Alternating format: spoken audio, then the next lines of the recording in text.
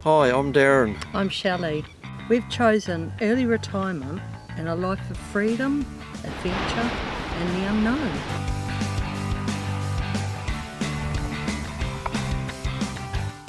So for the next few years, we're going to be travelling around our beautiful country of New Zealand in our caravan, and then at a later stage, some more overseas travel.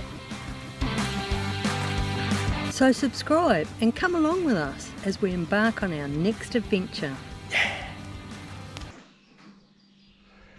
Good morning, Darren from Vagabond Life. Welcome to the channel. Before we get started, if you haven't hit the subscribe button, could you please do so? It just helps us out with putting out future videos, and it doesn't cost anything. And if you hit this bell notification, you'll also be notified of any future videos we put out as well. Yeah, sorry this video has been a while in coming. It's been a harrowing few days to say the least. We went to a friend's place last Saturday night, the 20th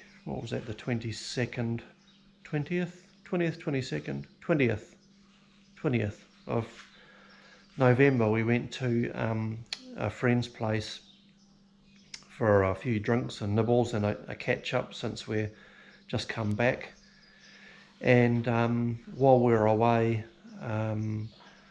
some idiot let off some fireworks in the area, and our dog Rewa was so spooked she jumped over the fence and took off, and she was missing for 5 nights. So we were searching high and low for her and putting it all over social media, and we had so many people in the town looking for her. There was hundreds and hundreds of people keeping an eye out for her, which was just fantastic. And she was found at 4:30 in the morning 5 days later, and brought home to us. So yeah, incredible happy ending, and thanks so much to everyone that was looking for her. It was a hell of a time, that's for real.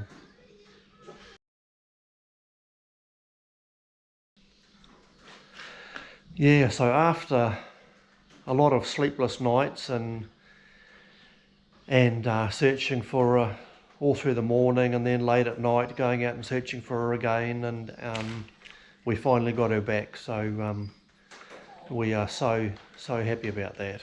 It's an awesome end to what could have been a horrible story. Yes, so bloomin' fireworks, honestly, you know,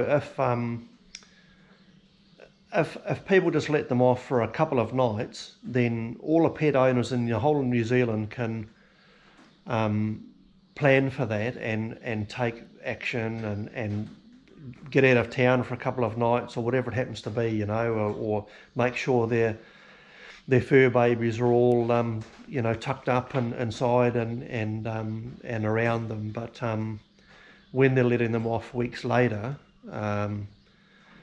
I mean, how can you plan for that, you know? I mean, we weren't expecting any fireworks to be going off still, so otherwise we would have taken her with us. But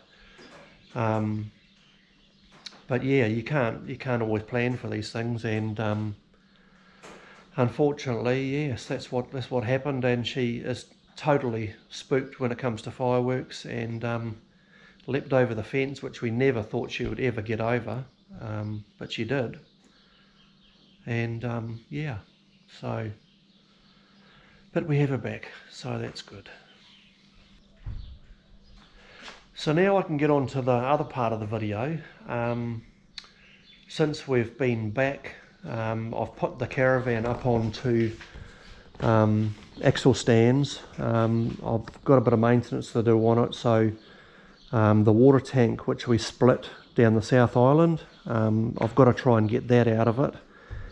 And while I'm at it, I'm going to check all the brakes, and make sure everything's all fine there as well. So I thought I'd bring you along on this video, and hopefully it might help someone else out who wants to check their brake linings. I've never done these ones, so I've no idea how to do it yet, but I'll figure it out and I'll show you along the way. And the other thing I happened to notice when I pulled the tyres off, they're all good, the tyres are still all good, but this particular tyre here, I have noticed, where are we? Here we go here, yeah. You can see on here it's actually plucking the tread out. There's another patch here. So there's still heaps and heaps of tread on here, but for some reason it is plucking the tread out just on that shoulder there. The rest of the tyre is fine. It's just on this line here. So I need to figure out what's going on there, and whether the axle's slightly not in line, unless that brake's grabbing, but I don't think so, because as we were travelling around the South Island, after we had been driving for a while and we stopped at a coffee shop or something, I'd always hop out and feel each wheel just to make sure that none were hot or warmer than the others, just to make sure we weren't dragging a brake or anything along those lines, or a wheel bearing was on its way out or anything. And it was always fine, so I might just check the alignment of those axles as well, and just sort of rule that out. But something's causing that, and it's only that tyre, it's not on the other three, so I don't know, I'll have to investigate that one. So I'll take you down under the Caravan and we'll have a look at this water tank and come up with a bit of a plan as to what we're going to do, I think.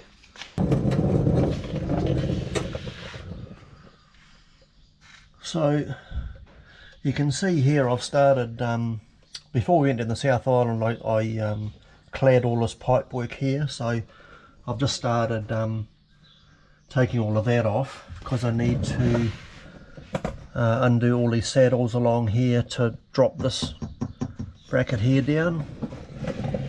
You can see what holds the tank in is these two bits of box section here, and they hold it up against the floor, and they run like the whole length of the tank, and then they're just got a bolt in, like this one here. It's just bolted up through this frame. So I need to undo all of that,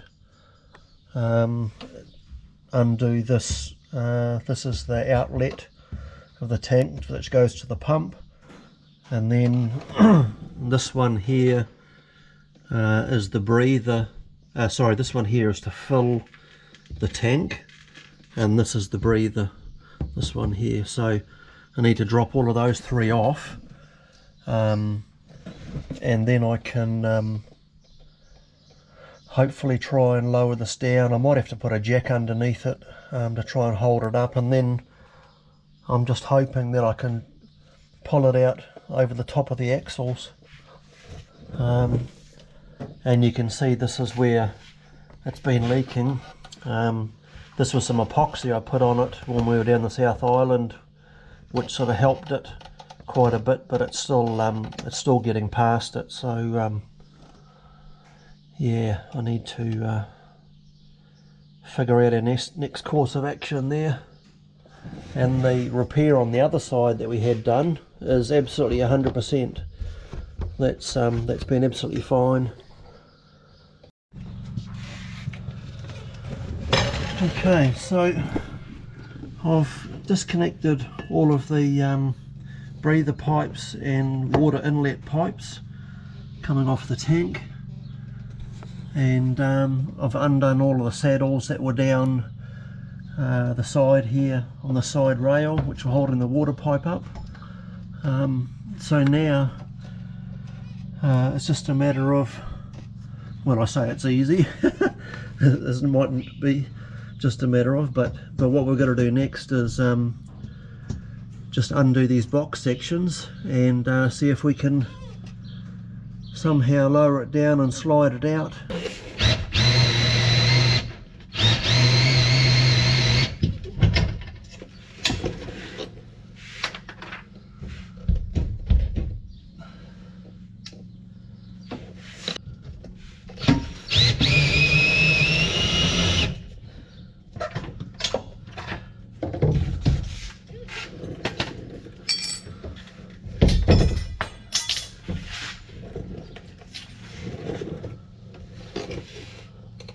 That was a spacer I had in there all through the South Island. I put my roller in.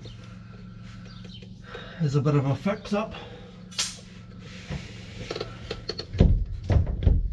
So we're getting there.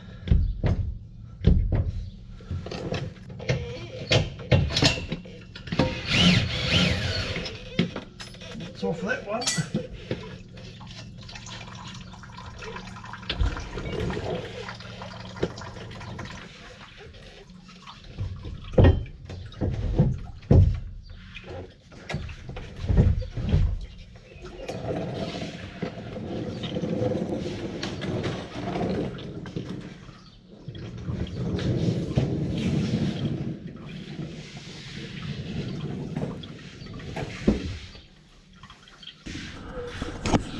Yeah, so unfortunately it's not going to be as easy as I thought, because that sender unit there with the red around it, that's got to come out the side of the tank before I can slide it out. But this this pipe here is a copper gas pipe underneath this. That's it there. So I can't really go disturbing that, and it goes up through the floor here. So I've got to try and somehow undo that.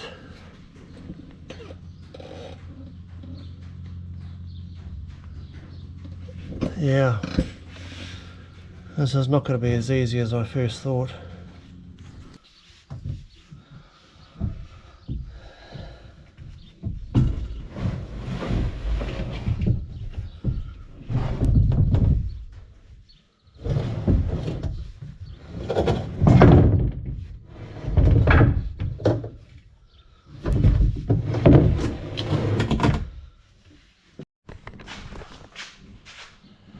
Okay, we won. I managed to get the tank out. A little bit more of a hassle than I originally thought because of the sender unit, which is on the side of the tank, actually behind a gas pipe, so it's quite hard to get at. But I managed to get it out past that, but I had to cut the wires to the sender unit, so I'll have to rejoin those when a tank goes back in again, if we put this tank back in. I think I'll probably take it through to Rotorua and get them to have a look at it and see whether they can strengthen it. If that's not an option, then I might look at putting a new tank in so we don't have this problem in the future.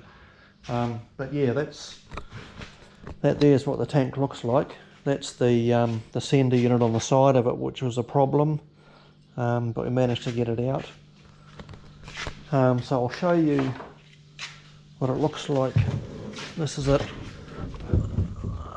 upside down, so this is how you see it from the bottom of the Caravan, and you can see this here's the plastic weld they did last time we had it repaired, and then when we were down the South Island it went in exactly the same spot on the opposite side, and you can actually see here that there is the crack running right through there, so it's in a perfect line from that corner there, and then it goes over the top there as well.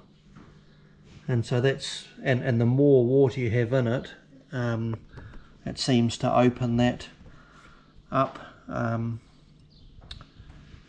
Yeah, so I think having these what do they call them, baffles, having these baffles in it just causes a weak spot in here, and it's because it's just too much of a coincidence that it's happened exactly the same place on both sides. So really, I think probably a new tank is going to be in order.